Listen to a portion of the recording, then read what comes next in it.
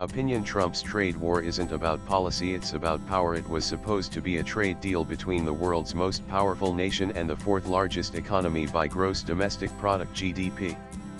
But there's now a possibility that it may turn into a source of serious geopolitical tension with Brazil, Russia, India, and China bundled on one side. If that happens, President Donald Trump cannot evade responsibility for causing the greatest harm to the India-US strategic partnership, which had evolved over the last 2 decades merely to satisfy his ego. While the US's resistance to Russia and China is strategic and understandable, the disputes with India and Brazil are purely a result of an arrogant display of power, disregarding the interests of friendly nations. The US president wants to be known as a global peace broker. Delhi has no objection to that. But Prime Minister Narendra Modi denied him the pleasure of interfering in India's recent actions against Pakistan. To begin with, India's trade negotiation team had little clue about the US decision to impose a 25% reciprocal tariff plus a 10% penalty on merchandise trade for buying Russian arms and oil. The penalty component was not even on the table as recently as last week. Delhi has recently entered into a path-breaking comprehensive economic and trade agreement with the UK, under which India opened 89.5% of its tariff lines, covering 91% of UK exports. India has agreed to reduce import duties substantially on key British interests such as automobiles, Scotch whisky, cosmetics, medical devices, silver, etc.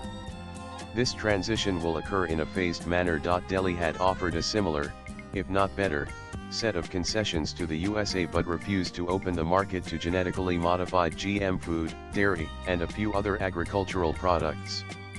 India has strict policies on these items, and even countries like New Zealand were denied market access for dairy.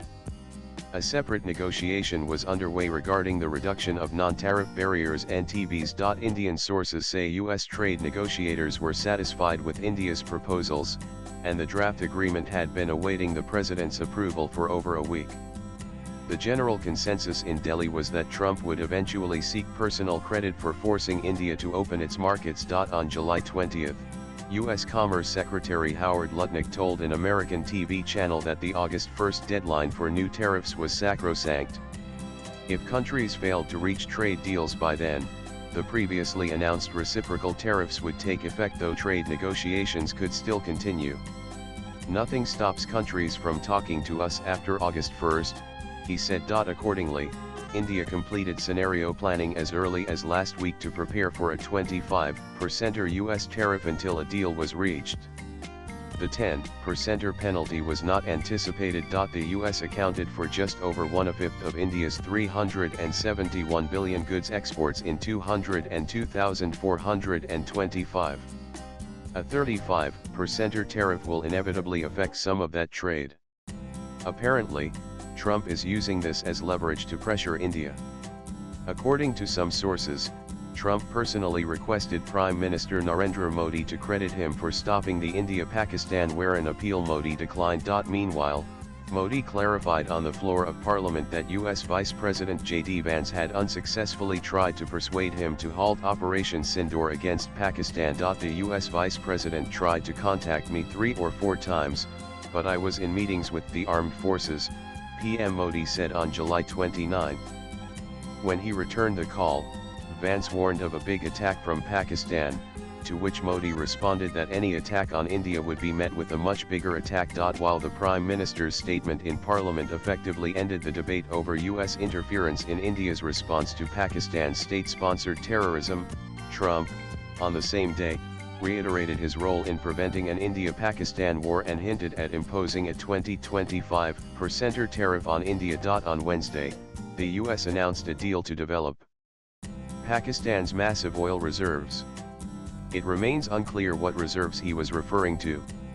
At best, the US may be aiming to gain control over some of Pakistan's mineral resources, outbidding China. As one Indian official put it, we are in a peculiar situation where decisions on trade and tariffs are no longer linked to economic arguments.